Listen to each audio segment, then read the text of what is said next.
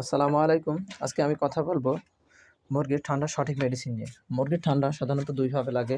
এক নিজেদের কারণে এবং প্রাকৃতিক কারণে। প্রাকৃতিক কারণে বলতে প্রাকৃতিক প্রদত্ত সিস্টেম অনুযায়ী যেটা হয় সেটা।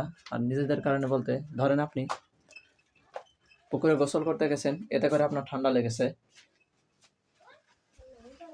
তো প্রাকৃতিক কারণে এবং নিজেদের কারণে এটাই দুটাই হলো পার্থক্য। আপনার ছোট মুরগির ক্ষেত্রে যদি ঠান্ডা লাগে সেহেতু আপনি রেনামাইসিন দিলে আপনার মুরগি সুস্থ হয়ে যাবে। কিন্তু বড় মুরগির ক্ষেত্রে রেনামাইসিন কাজ করবে না। বড় মুরগির ক্ষেত্রে হাই লেভেলের অ্যান্টিবায়োটিক দিতে হবে। হাই লেভেলের অ্যান্টিবায়োটিক হিসেবে টিলকোমাইসিন দেওয়া যেতে পারে। শুধু টিলকোমাইসিন দিলে তো আর হবে না। টিলকোমাইসিনের সাথে আরও কিছু ঔষধ যোগ করতে হবে। সেই জন্য আমি টিলকোমাইসিনের সাথে টিডি প্লাস যোগ করেছি। টিডি প্লাসে ডক্সি, টাইলোসিন এবং কলিস্টিনও থাকে।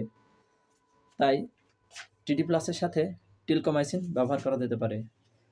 আপনার মুরগি যদি নাকে পানি আসে এবং কফ জমে গেছে এবং সাথে হাঁ করে শ্বাস নেয়, তাহলে বুঝে যাবেন আপনার মুরগির ঠান্ডা অতিরিক্ত লেগেছে।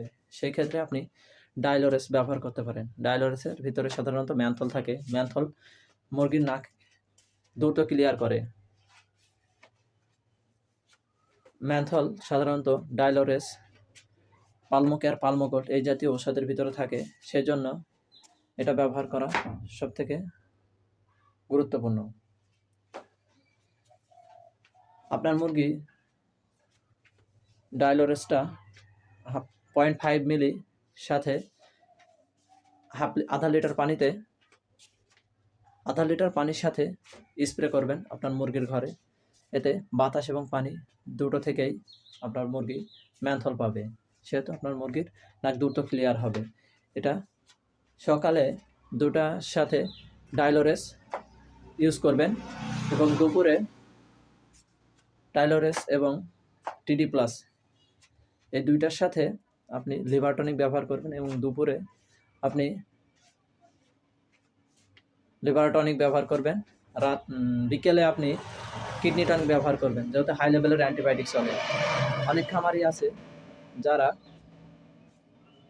ডাক্তার বলে 12 ঘন্টা ওষুধ চালানোর জন্য, কিন্তু খামারিরা 8 ঘন্টা ওষুধ চালায় সময় এবং খরচ বাঁচানোর জন্য। এতে করে আপনার মুরগি সুস্থ হওয়ার থেকে অসুস্থই বেশি হয়।